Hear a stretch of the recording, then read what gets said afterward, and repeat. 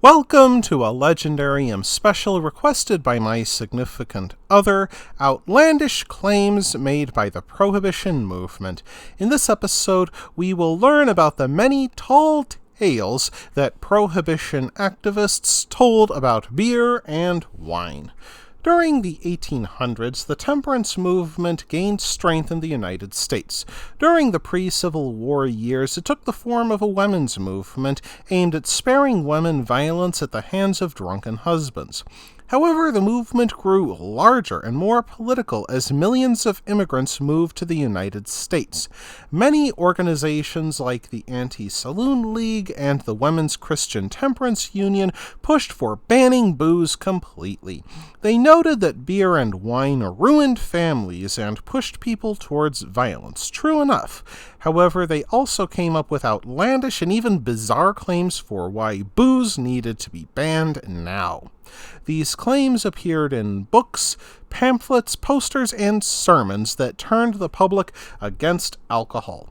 Many prohibitionists came from small-town America steeped in anti-immigrant sentiment, so they blamed booze for vices that supposedly thrived among immigrant communities. White supremacists claimed that ethnic minorities who drank committed violence against white men and women. In fact, the KKK manifesto suggested punishments for those who drank or produced alcohol.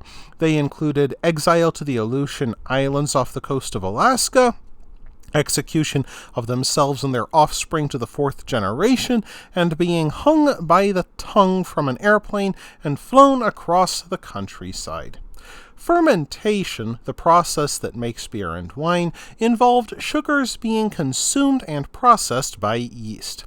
Prohibition writers turned this harmless extraction into something truly disgusting to the general public, claiming that alcohol came from the urine and feces of fungus. The movement found sympathetic doctors who claimed brewers made booze from poisons like hemlock, tobacco, and opium, which made drinking a pint of beer worse than drinking a pint of arsenic. Makes one wonder how any alcoholic survived their first drink. One pamphlet even declared that vintners made nutty-flavored Madeira wine from a bag of cockroaches being dissolved in each batch.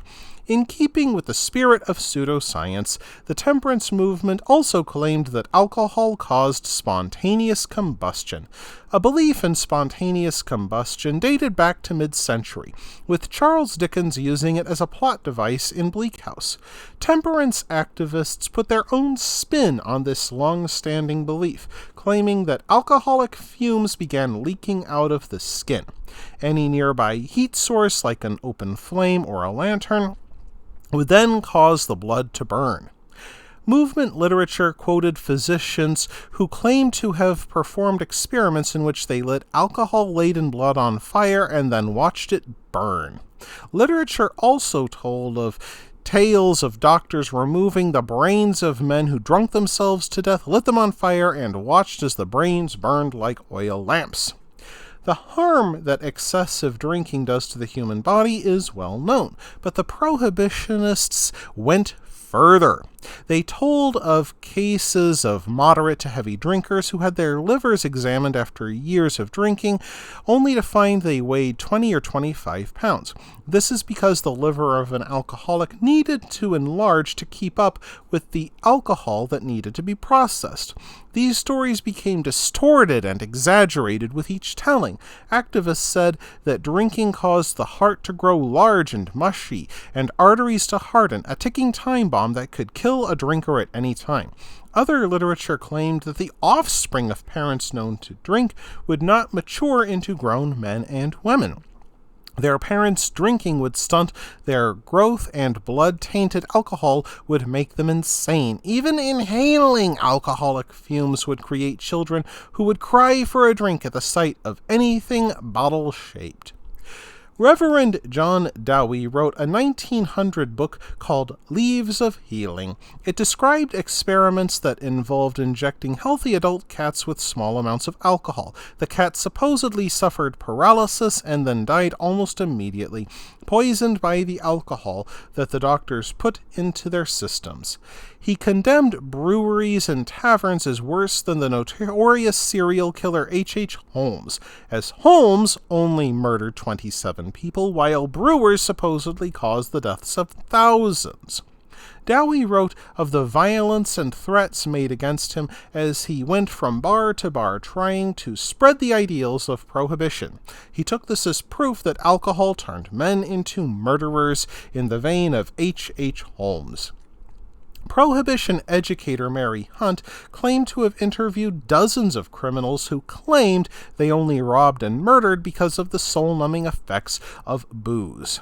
Activists pressed schools to teach these outrageous claims as scientific fact.